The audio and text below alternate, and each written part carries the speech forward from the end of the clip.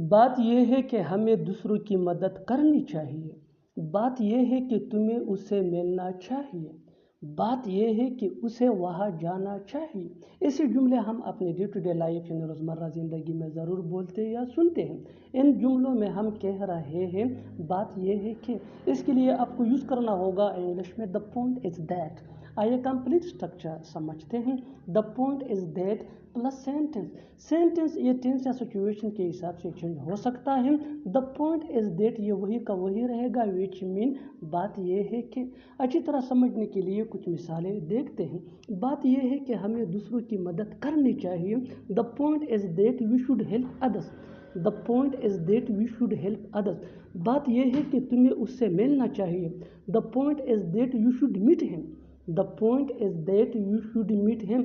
बात यह है कि उसे वहाँ जाना चाहिए। The point is that he should go there. The point is that he should go there. बिल्कुल हम स्ट्रक्चर को स्टेप बाय स्टेप फॉलो कर रहे हैं। आप भी स्ट्रक्चर की मदद से सीख सकते हैं, बना सकते हैं। ऐसे बहुत से जुमले अंग्रेजी जुबान में आसानी say that can be really helpful for you. अच्छी तरह समझने के लिए एक और मिसाल देखते हैं। One more example for better understanding. बात यह है कि वो समझता नहीं है। बात यह है कि वो समझता नहीं है। The point is that he doesn't understand. The point is that he doesn't understand. और आखिर में ये सेंटेंस आपके लिए कमेंट सेक्शन में इसका जवाब ज़रूर देना। बात यह है कि तुम्हें यहाँ नहीं आना चाहिए। बात यह है कि तुम्हें यहाँ नहीं आना चाहिए। Subscribe to English PS for more advance English sentence structure. Thank